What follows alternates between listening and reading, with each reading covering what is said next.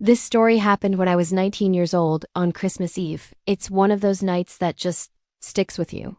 You replay it in your mind, trying to find a logical explanation, trying to make it make sense, but it never does.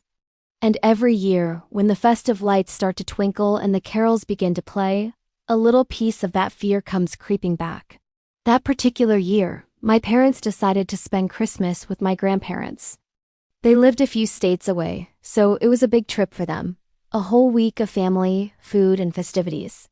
I, however, had to stay behind. I was working the night shift at a small 24-hour grocery store on the edge of town. It wasn't the most glamorous job, especially on a holiday, but it paid the bills and honestly, at 19, a little independence felt good. I figured I'd have a quiet Christmas by myself. I couldn't have been more wrong. The shift that night was eerily quiet. Just a few last-minute shoppers grabbing eggnog or forgotten ingredients. By the time I clocked out, it was well past 1 in the morning. The drive home was surreal. The entire neighborhood was completely silent.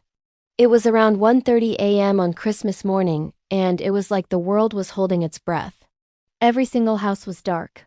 The only signs of life were the Christmas lights, blinking lazily on empty porches, casting strange, dancing colors onto the snow-dusted lawns. It was beautiful, but also unsettling. A silent, sleeping world. As I pulled into my driveway, a strange feeling washed over me. My own driveway, a place I'd parked 1,000 times, looked darker than usual. It was a deep, inky black that seemed to just swallow the headlights of my old sedan.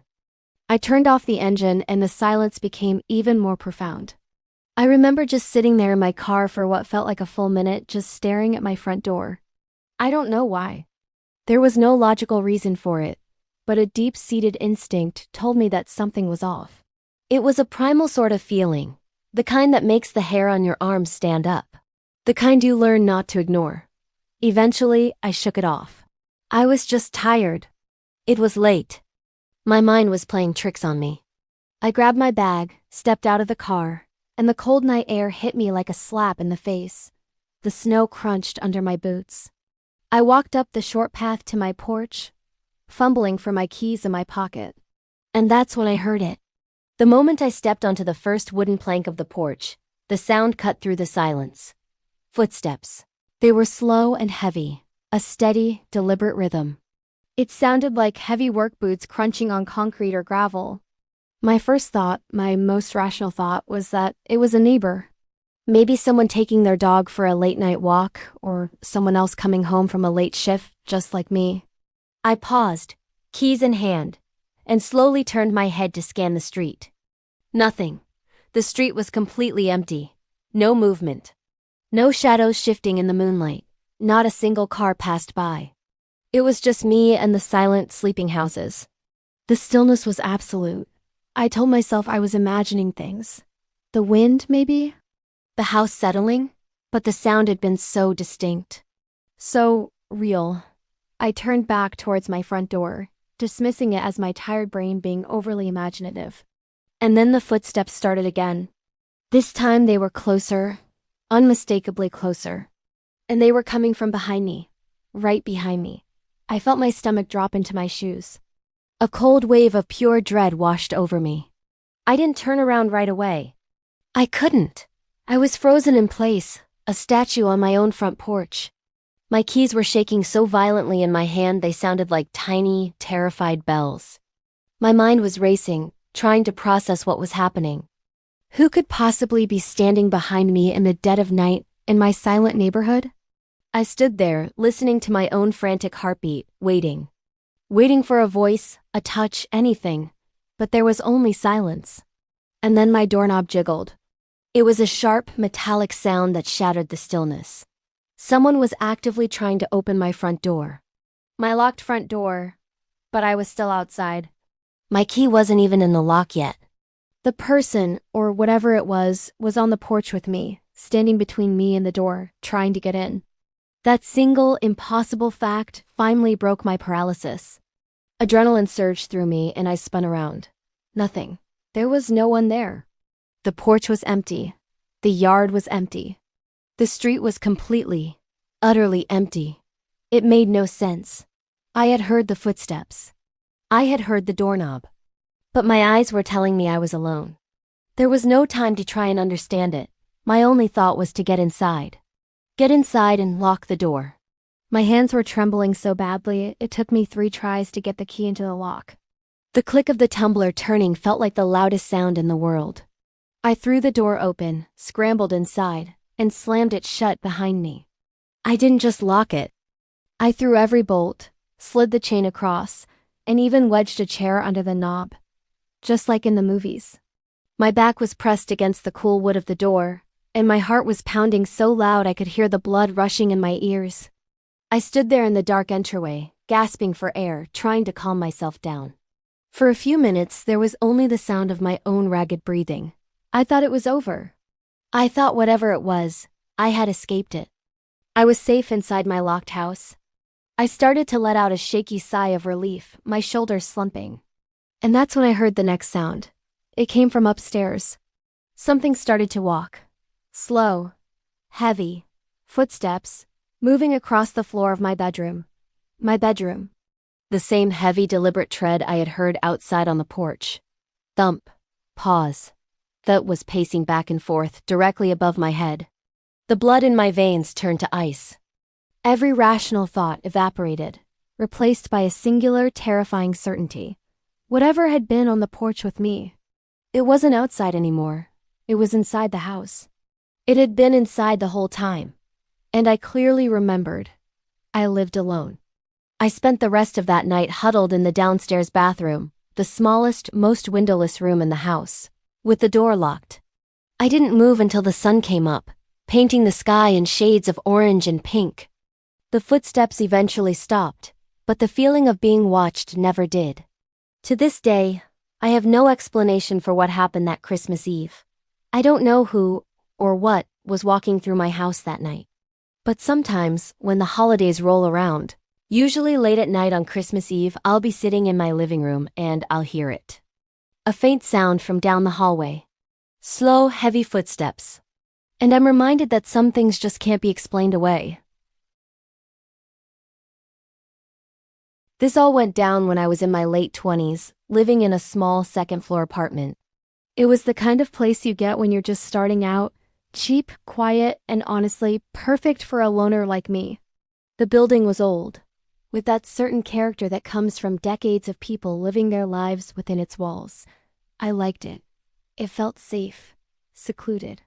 Little did I know how wrong I was about that. It was Christmas night. Snow had been falling all day, blanketing the city in a soft, quiet hush. I was doing what I usually did on holidays. Curled up on my old, comfy couch, binge-watching a marathon of cheesy holiday movies. The world outside was still, and the only sounds were the dialogue from the TV and the occasional hum of my refrigerator. It was around 2 in the morning, that weird, liminal hour when the world feels asleep and you're the only one awake. I was just about to call it a night when I heard something. A sound that didn't belong. It was singing. A soft, faint melody that seemed to weave its way through the sound of the movie. At first, I dismissed it. Maybe it was part of the film's soundtrack, some ambient background noise I hadn't noticed before.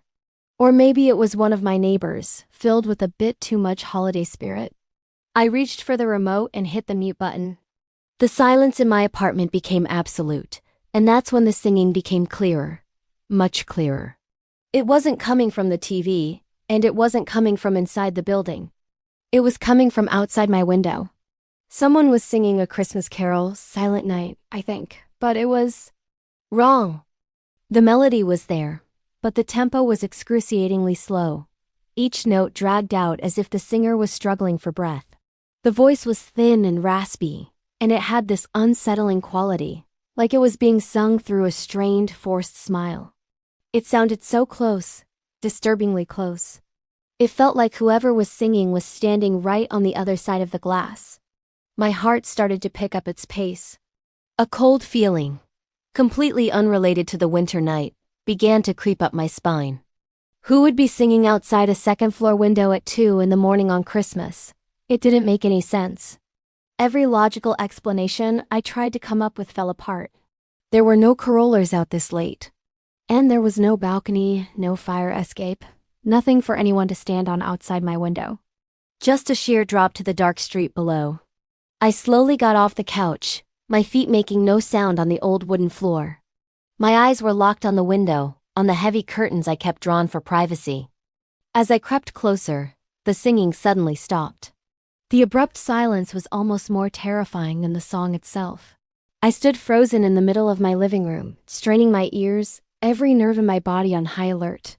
The only sound was the frantic pounding of my own heart. I waited. 1 second. 10 seconds. A full minute passed in what felt like an eternity. Nothing. Just as I started to exhale, thinking maybe I'd imagined the whole thing, a new sound shattered the silence. A knock. It wasn't a light tap, like a branch hitting the glass. It was a slow, firm, deliberate knock on the window pane. 3 distinct raps. Knock, knock, knock.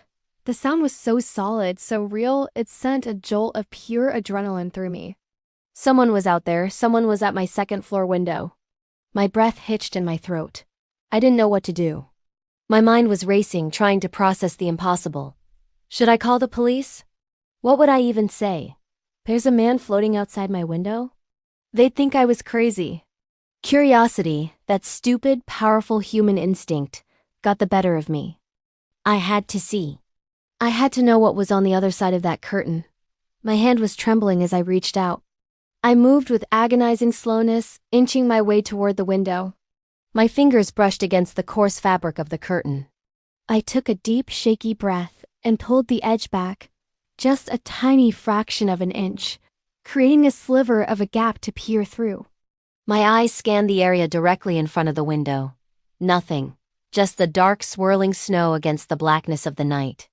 A wave of relief, so potent it almost made my knees buckle, washed over me.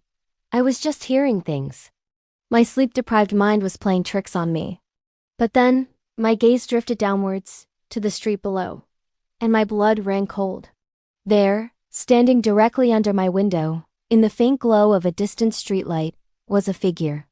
A man.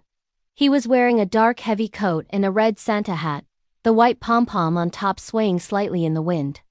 He was just standing there, motionless, in the middle of the empty, snow-covered street. And he was staring straight up, directly at my window, directly at me.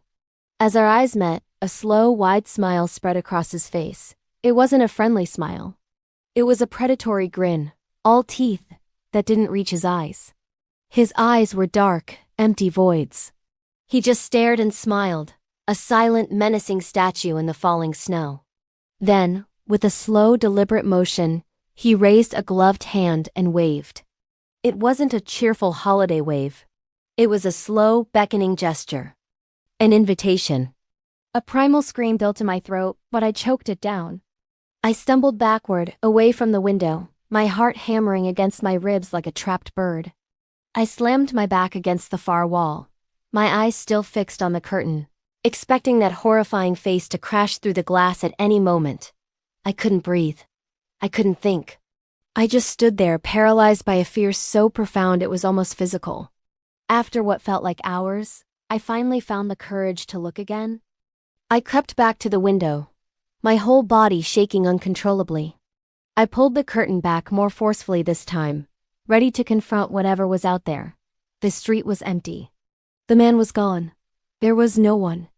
Just the gently falling snow and the silence of the night, which now felt heavy and threatening.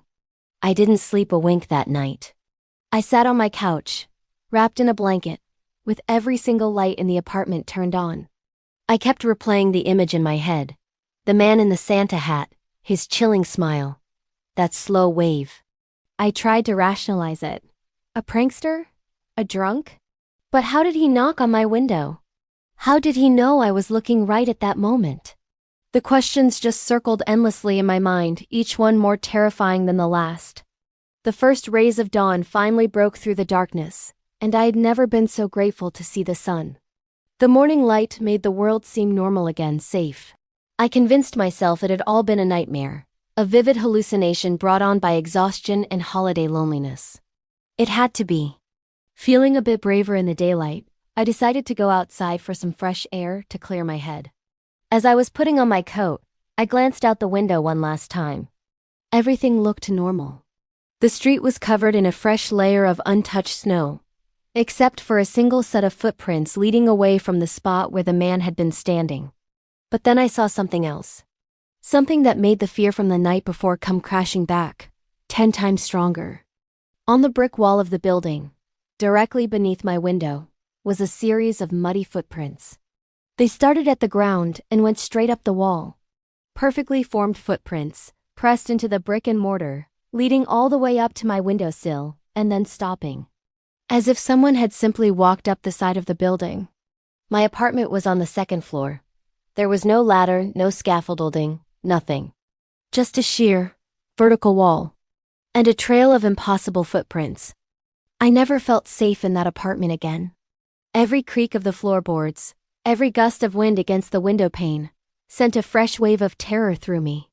I moved out a month later.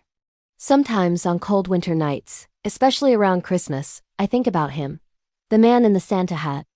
I think about his smile, and I wonder if he's still out there, walking up walls in the dead of night, singing his slow, broken carols, and waiting for someone to look out their window.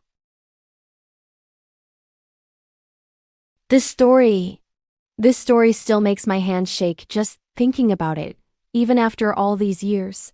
It happened a few years ago. I'd just moved into a new place, a little rental house on a quiet suburban street. It was my first time living completely on my own, and I was loving the freedom, the independence. The house itself was older, a bit creaky, but it had character. I'd spent the weeks leading up to Christmas making it feel like home, putting up decorations, a small tree in the living room. It was all very cozy. Christmas Eve was lovely. I had a quiet dinner, watched a few classic holiday movies, and went to bed feeling peaceful and content. The world outside was silent, wrapped in that special stillness that only seems to happen on Christmas night. I fell asleep easily, bundled up in my warm bed. Then it happened. At exactly 3:17 a.m., my doorbell rang. It wasn't a gentle chime. It was a long, insistent press that sliced through the dead silence of the house. I shot straight up in bed, my heart instantly pounding against my ribs like a drum. My first thought was confusion. Who on earth would be ringing my doorbell at 3 in the morning on Christmas? My family lived hours away. My friends were all with their own families. It made no sense.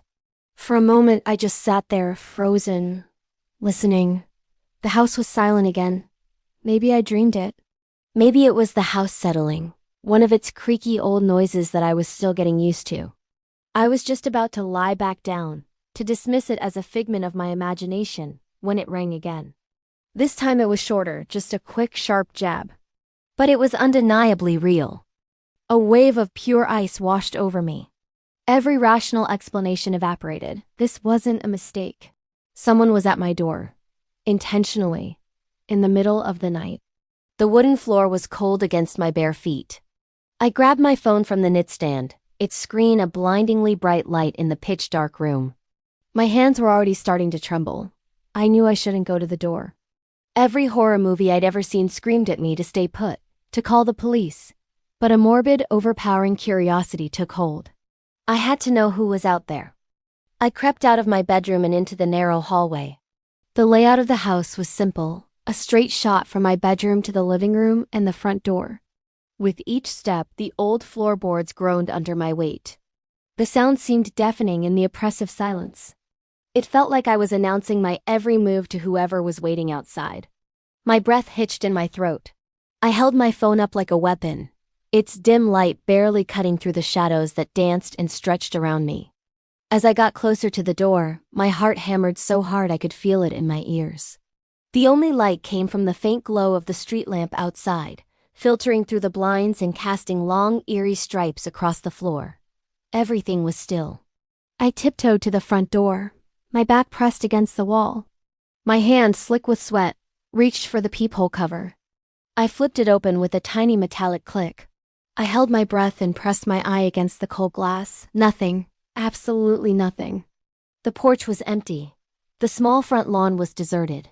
The street beyond was silent and still. There were no cars, no footprints in the light dusting of frost on the grass. It was as if no one had ever been there. A shaky sigh of relief escaped my lips.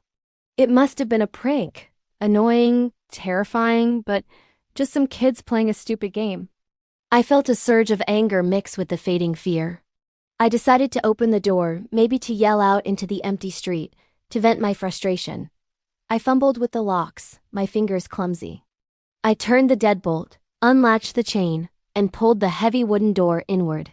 The frigid night air hit my face. Sitting right on the center of my welcome mat was a small gift box. It was maybe the size of a shoebox, wrapped in old, faded Christmas paper.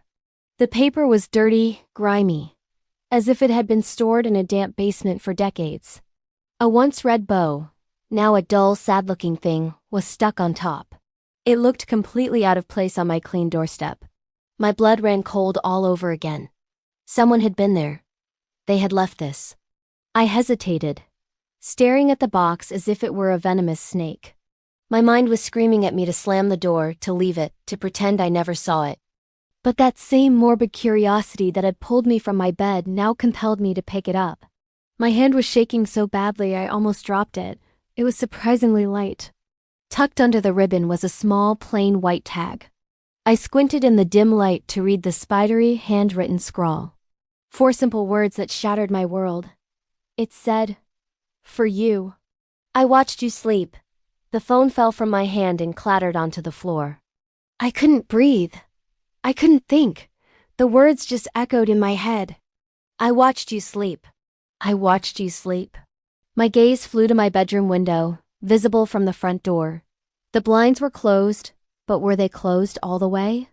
Had I checked? Panic seized me in its iron grip.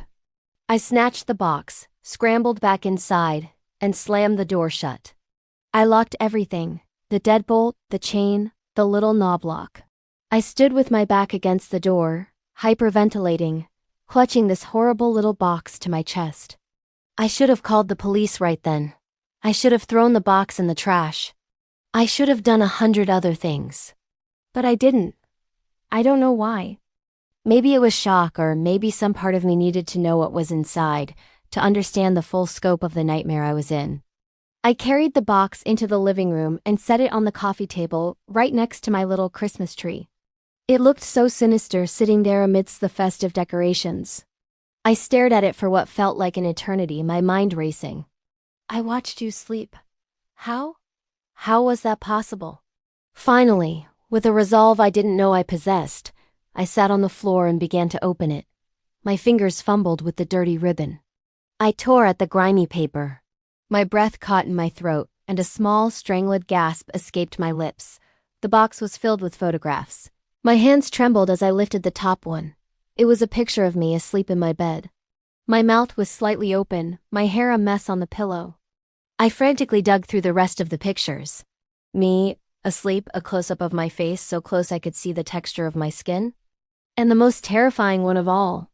A photo taken from the hallway, looking into my open bedroom door, showing me as a vulnerable, sleeping figure in the dark. These weren't taken through a window.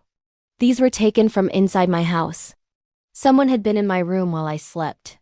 They had stood there, in the dark, watching me. Taking pictures. This wasn't a one-time thing. The dates on the photos spanned the entire week I'd been living there. I felt a wave of nausea so intense, I thought I was going to be sick. My home, my sanctuary, had been violated in the most intimate and terrifying way possible. The feeling of safety was gone, replaced by a suffocating sense of being watched, of being hunted. I spent the rest of the night huddled in the corner of my living room, with every single light on, clutching a kitchen knife. My eyes darted towards every window, every shadow, expecting to see a face looking back at me. The moment the sun came up, I was on the phone. I called my landlord, my family, a moving company. I didn't explain the full story. I just said there was a break-in, that I didn't feel safe. I packed my things in a frantic haze, throwing everything into boxes without care. I was out of that house by noon. The police were called. They took a report, but with no signs of forced entry and no real leads, the case went cold almost immediately. I never found out who it was. I never got any answers. And maybe that's the worst part. It's been years now. I live in a high-rise apartment building with security and a doorman, but the fear never really leaves you. It becomes a part of you. I check all the locks on my doors and windows 3 times. Because I can't shake the feeling that somewhere out there, someone is still watching. Thank you for listening to my story.